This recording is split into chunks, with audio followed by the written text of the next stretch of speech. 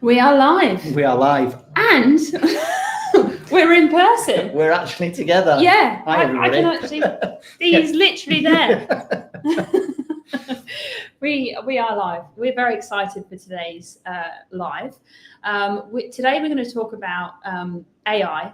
And we're also going to talk about the Control Shift AI community, which we're both really excited about and launches on Tuesday, which Tuesday the 5th. I just can't believe. So we've been working on this for the last 6 months. We've been working on a community that just enables people to become AI ready. And this is something that we've been talking to lots of different people about. And through our own lives, it's come up time and time again, this feeling of overwhelm, this fear around AI itself. How do I integrate this into my business? How do I integrate this and upskill myself? Because let's be honest, there's so many different tools out there, isn't there? Yeah.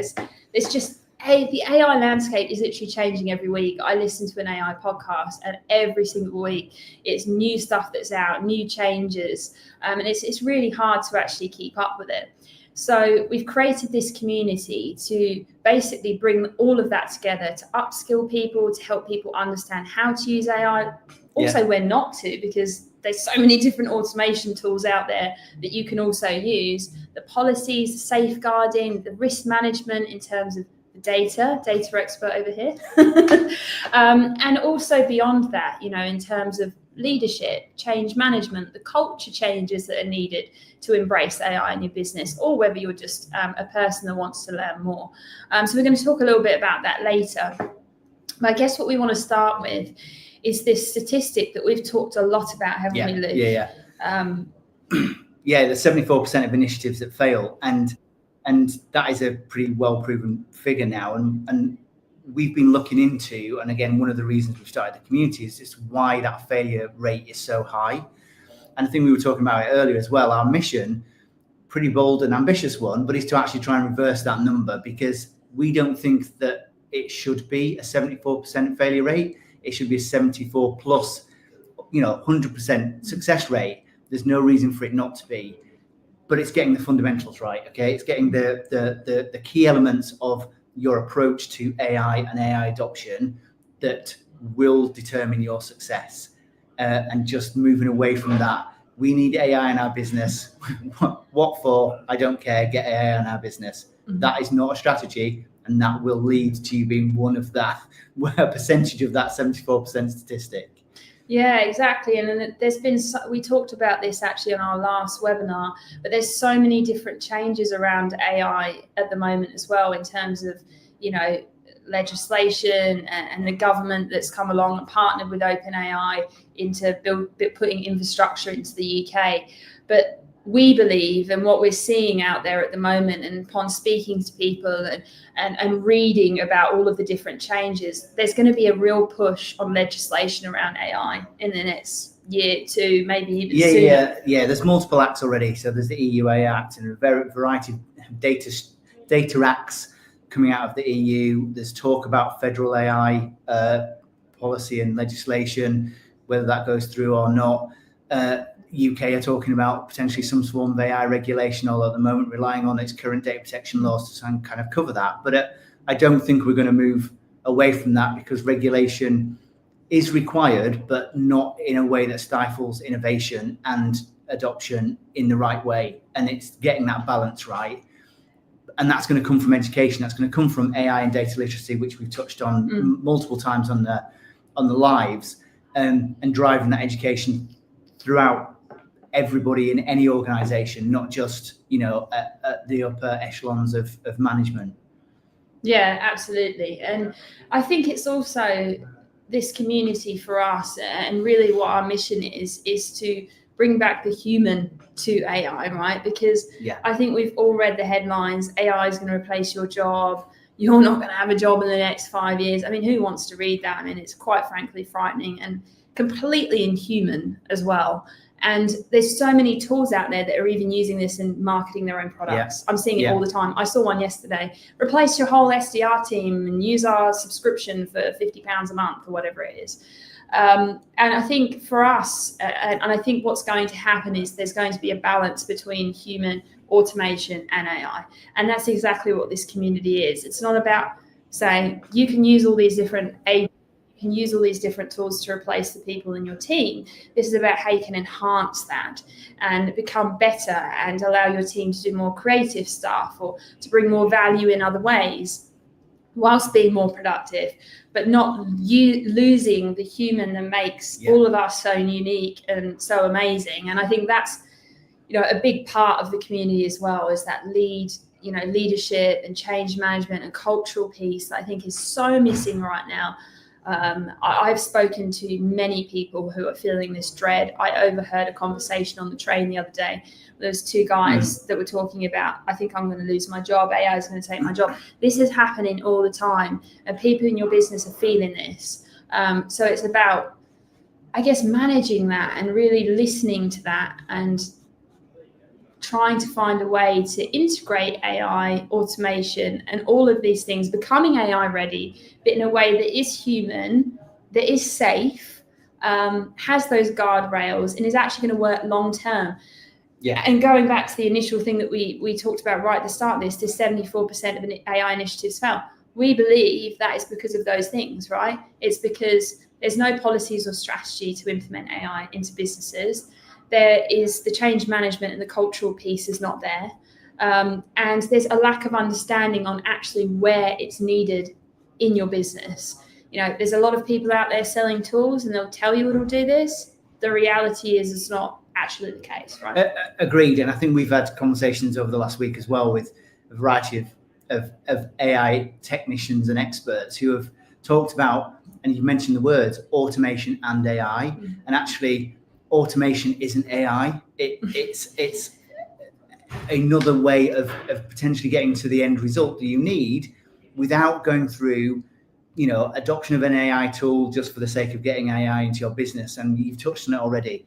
One of the three key shifts that we're talking about here in this particular kind of discussion is the planning element, right? Is understanding the use cases for AI in your organization and looking at the risks that are associated with its adoption and its implementation. B, are you just really looking for an automation rather than an actual AI element or application to do the role or to meet the business case requirement? B, how do you make sure that is done correctly? That requires the critical thinking, the human interaction, the creativity, the thinking about that business case and that use case, and making sure that's the right thing for your customers. So, you've already talked about SDR, right? The customer service teams as well. There's lots of kind of we can eliminate our customer service team, but is that the best thing for your organization? It might well be, depends on how simple a product is that you sell. But if you start getting to complex products and you're trying to replace customer teams with an AI agent, people will get frustrated by not being able to speak to people. I had this, right? You've had this exact thing. Oh my goodness, I had this. So I stayed, I went away on holiday with my family. I can't believe you brought this up, it's amazing. I stayed in a pub, I will mention no names. But I thought that I left the charging lead for my EV there. And I thought, that's fine. I'll just phone back and check. And I knew instantly that it wasn't a human because I'm in this space. I know, but most people wouldn't know. And basically, I couldn't speak to anyone. I just went round and round in circles. And every time I asked a question, they were like, would you like to book a reservation with us? Would you like to look at our wonderful rooms? Yeah, I stayed in them last night. Why are you asking me again? And it just became so frustrating. I just had to give up. And I thought, this is ridiculous. I get why it was put there. I understand that it was put there, to save time and, to save the business money. But actually, from a user experience, this is shocking. And I had a wonderful stay at this place, had a great time, but it was totally marred by this awful experience that I had doing a simple task of literally just asking if my charger was there. Yeah. And so this begs the point of why, why some of these initiatives fail, because the workflows, this is such a critical point. The workflows have to work in your business. They have to be tried and tested. And they're also not foolproof, right? So this is where there should have been in that piece, if I'd have asked a specific question in that workflow, I should have been put through to somebody that could help me. So it's fine to have those automations in place, but you've got to have that human part in that workflow somewhere, so that if someone says a specific thing, or they're not saying, can I book a table, or can I book a room, that you actually go through to someone that can help. And I think this is exactly the point of why we're doing this, right? And exactly Control Shift AI is about controlling the shift that we are in right now. And it is a shift. The world's changing. This happened before, .com boom, all of this other stuff that's happened in the past. But it's bringing together, the AI piece, the AI readiness, the data piece, the governance piece, and also the leadership and the change management and all those things together. So I think if you're sitting there and wondering, how can I use AI, whether you're a consultant, maybe you're a freelancer, maybe you have 10 people in your business, 20 people in your business, 100 people in your business, or whether you're just curious and going, I don't really know how to navigate this, or I'm worried, right?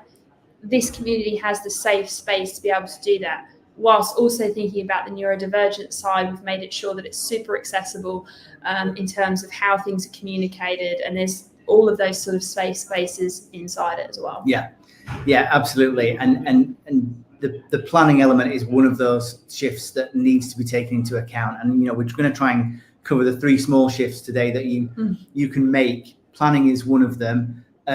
Education and training is absolutely one of the other ones as well. So I've already used the words AI and data literacy, but they are fundamental to you being able to control that shift, right? That shift into a new era of application adoption, of AI agency. How does that affect your business, and how do the individuals within that business kind of get to grips with how that will affect the work that they're doing? And the only way that will work is to a comprehensive and detailed AI data training and literacy kind of program. And you can either run that as a program directly in your organization, because you've got multiple employees. If you're looking for just yourself, we're hoping to bring those tools and that education to you as part of the forums and the community. So that's step 2 of the 3 steps, right? One is the planning, second one is the training and the education element, and then it's the implementation, because and it really is going back to the why you're doing it. You have to understand why you want to make changes in your business, and how that's going to affect your team, how it's going to affect your business, also how it's going to affect your customers. I could talk about this all day actually, but I know I only have 15 minutes. But I want to go to some of the comments, because we've had some great ones from Dan Cook. Enhance, not replace. As ever, it comes down to the way people work together, not just the technology. This is such a good point, because I think with AI, the difference that we're actually seeing with this is that we're seeing, I guess, a dependence on the technology, and we're allowing the technology to lead the way instead of human beings leading the way, and integrating the technology in with the way that we work. And I don't think that we've ever really seen this before. I think even when the internet came along, we were definitely, sort of still in charge, so to speak, and I say that, because it does feel a little bit like sometimes that the technology is the one leading the way, when actually we should still be doing that and integrating this into our businesses, into our lives in a way that's safe, that makes sense, but enhances the way that we think as well. And someone else just said that as well. Definitely need a balance. AI is a tool to enhance, not replace. Interesting. AI does not have empathy. Absolutely. AI has no empathy, but also huge bias, actually. It didn't read your frustration when you were trying to get your EV charger link back. It actually made me more frustrated. It was like, you need to book another room, Elle. It's like, well, no, hang on a minute. Exactly. It has no empathy. And, we've even seen CEOs of these companies say, do not use AI as a therapist. Do not use AI as a coach, because it will tell you what you want to hear. Even if you have a great idea, it will say that's a great idea, even though it could be the most terrible idea on the planet. And this is why this is so important. I see AI as an automation tool, as something that can enhance us, but you still need that critical element, critical thinking element in there. Agreed. And I think, and Emily, hi Emily, you're absolutely right on both those points. Definitely the understanding of the difference, right? AI applications and how they utilize LLMs in order to be able to provide the outputs they give to you, and understanding all the things that you and I have talked about many times, the bias in the data, what had the hallucinations, how do we verify and check facts, do we not upload personal data to these models, etc. So the tidy up that you put in your subsequent comment as part of the planning stage and the business kind of like use case is absolutely a crucial element before you start to implement. You've got to understand and get that data right if you're going to use, for example, a Copilot instance across your SharePoint or Microsoft Azure instance. Have you got all of that structured properly before it gets ingested by a model and then suddenly provides output that maybe you weren't quite wanting to be made available in a model? It's crucial. Agreed. Yeah, absolutely. Please, most scary is the therapy. Horrific. Yeah, it is. And, again, I could talk about that all day as well. I think it's really about, making sure that the safeguards are in place, the understanding of how AI works. And that's something that we cover in the community as well. It's the basics, it's the fundamentals. It's, it's a lot of things that, and people just don't understand. And that's okay. That's what this community is about. It's no judgment space. It's not about, well, how can you not know that? Or it's nothing like that. We want to help. Our mission is to do that in a safe space where everybody's heard, everybody has a voice, and exactly. So I think that's probably it for today. We're already a minute over. Well, it's not too bad for us. We're trying to I've kept him in check today. So for me, I said nothing. So our community is launching on the 5th of August. There is a free tier, so you can try us out. Try before you buy. See if we are the real deal. We will be dropping a link to be able to join that free community, which launches on the 5th of August. But thank you everybody for joining. If anyone has any questions, feel free to reach out to us, DM us, tell us what you thought, good, bad, or ugly. We love the feedback, and thank you for watching today. Yeah, thank you everybody. Have a good one. See you later.